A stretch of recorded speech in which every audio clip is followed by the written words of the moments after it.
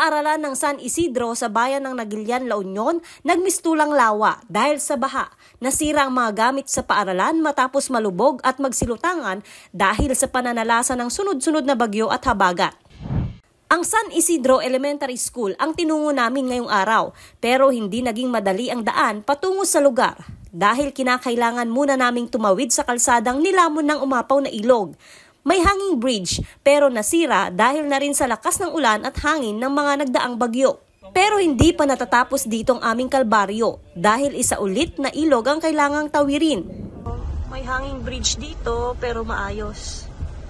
Pagbungad pa lang sa paaralan, makikita na ang mga guro, kasama mga magulang, mga opisyal ng barangay na nagbabayanihan sa paglilinis.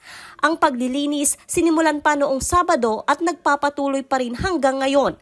Ang mga magulang buhat-buhat o di kay tulak-tulak sa karetela ang mga nasirang libro at iba pang gamit sa eskwelahan. May ilang kabinet na pilit pang isinasalba. May pasok na sana ngayong araw. Pero hindi na muna pumasok sa eskwela ang mga learner dahil sa sitwasyon na rin ng paaralan. Bagamat may ilang mag-aaral na pumasok sa paaralan para tumulong sa paglilinis, halos walang naisalbang gamit sa loob ng bawat classroom. Lahat na ng mga gamit ko, nakatapaw na sila. Dito banda sa cabinet na yan, puno ng aklat ng grade 1. Tapos yung printer ko, may cabinet ako doon, 2 printer. Yung laptop ko na 2, nasa Durabox, nakataob daw lahat yung mga Durabox ko, pati mga table. Kaya wala pong naisalba lahat. Ito hanggang baywang daw yung tubig.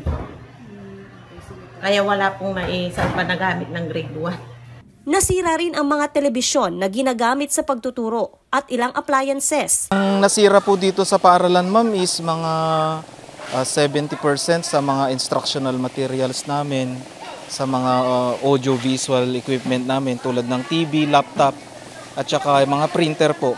Doon sa natitira po yung mga coupon band, mga ink, lahat po natangay ng baha kasi pinasok po yung mga classrooms. Ang sinisimulan na po namin ay mag-print po ng mga modules, mag-print po ng mga exemplars para po doon sa continuity ng pag-aaral ng mga learners namin. Bumagsak din ang pader ng paaralan dahil sa bagsik ng bagyong Emong.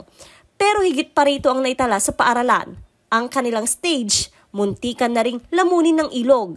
Umapaw kasi ang ilog dahil sa sunod-sunod na bagyo, dahilan para makain nito ang lupa sa paaralan.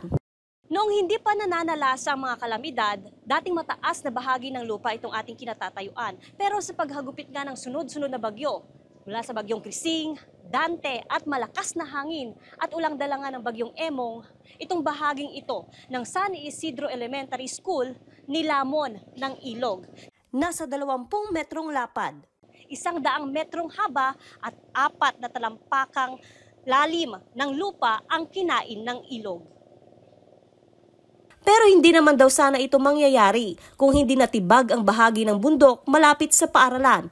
Sa pagkatibag ng bundok, natabunan nito ang orihinal na daluyan ng tubig. Kaya nagre-route ang tubig sa compound ng paaralan dahilan para ito ay ma-wash out. Mga 4 feet po, ma'am. Hindi kaunag na. Yay danom nga, imay dito iskulaan. Iso nga na, dagito iskulaan, na napanje danom man di unag. Bali, 2 pong fundraising po ang ginamit namin dito para mapaganda po yung stage namin, bagong pintura, bago po yung ceiling niya.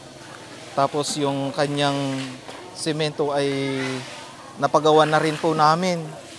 Kaso nga lang, ganito naman po nangyari. Kaya humihingi po kami ng tulong sa mga nakukulan po.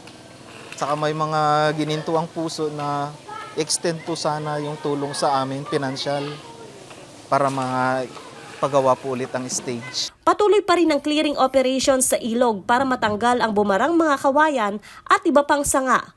Gumagawa rin ng pansamantalang dike ang mga residente gamit ang mga malalaking bato bilang pansamantalang harang ng ilog. Joan Punsoy, Balitang Solid North.